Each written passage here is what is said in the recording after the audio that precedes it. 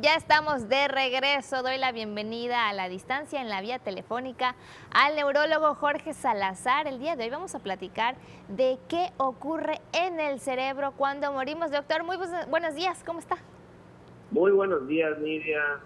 Un saludo para todos en el estudio y para tu público. Muy bien.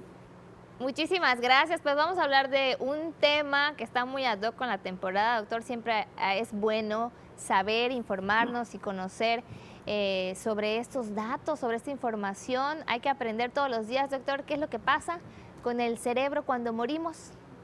Es correcto. Bueno, pues en buena medida hay que recordar que el cerebro requiere para su correcto funcionamiento, pues de que las células que lo forman, es decir, las neuronas, reciban un aporte de nutrientes que proceden fundamentalmente de la sangre, ¿no?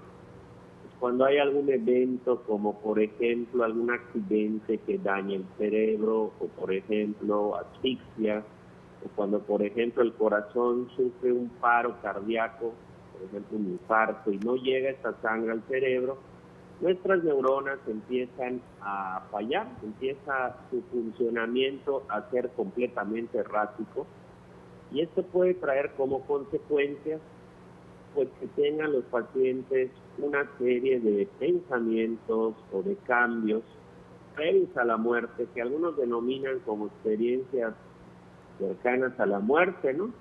Existen descripciones en la literatura médica y no médica que muestran que algunas personas resucitadas tras un paro cardíaco declaran haber vivido pues una experiencia de este tipo, ¿no?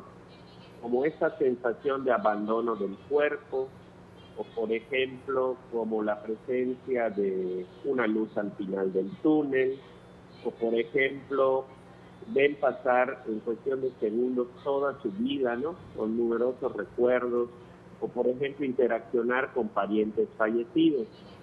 No está claro si esto en realidad es resultado de una alucinación causada por la falta de oxígeno en el cerebro, que es una de las teorías que más se acepta. Pero bueno, hay una serie de cambios tanto a nivel cerebral que puede dar como resultado la aparición pues, de estas sensaciones. Sin embargo, muchos de estos pacientes que tienen estas sensaciones, cuando se les hacen estudios como electroencefalogramas, pues no es capaz de registrarse una actividad eléctrica fehacientemente. Entonces esto genera muchas incógnitas, ¿no? De qué es lo que en realidad sucede en el cerebro, a nivel celular, cuando nosotros morimos o estamos cerca de estas experiencias, ¿no? Correcto, doctor. Sí, porque hablamos y yo creo que en muchas ocasiones han ocurrido estas situaciones, ¿no? Los famosos reflejos.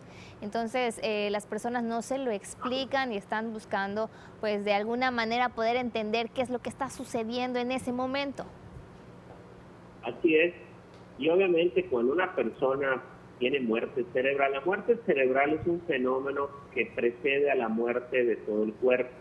Es decir, una persona presenta un fallo cerebral de manera irreversible. La muerte cerebral es el cese irreversible de toda la actividad cerebral. Es decir, que aunque hagamos múltiples maniobras los doctores, el desenlace pues ya está dado de algún modo, ¿no? Y es la base también para la cultura de donación de órganos, ¿no? Cuando una persona se le detecta una muerte cerebral, bueno, pues el paciente o su familia tienen la posibilidad de darle vida a otras personas, ¿no? A través de la donación de órganos. Y es por eso que, desde un punto de vista médico y legal, se ha desarrollado este término de muerte cerebral. Pero yo sí llamo la atención sobre estos fenómenos, ¿no?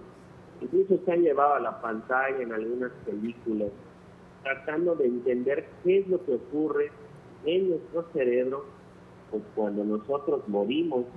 Y la verdad es que todavía quedan muchas incógnitas, ¿no?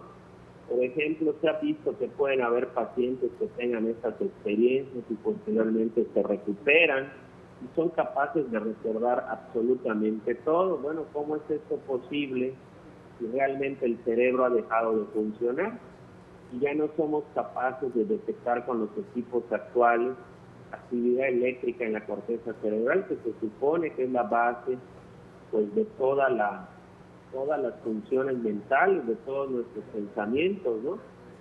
¿Por qué muchos pacientes no tienen estas experiencias, no?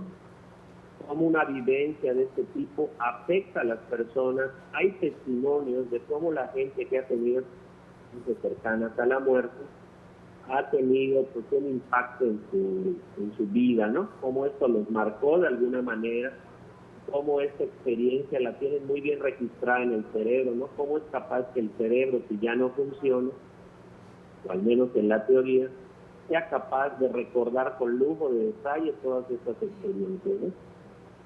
Pues sin duda, doctor, es un tema que todavía falta mucho por investigar y seguramente usted nos va a seguir informando de todas estas investigaciones y los avances que se den respecto al tema.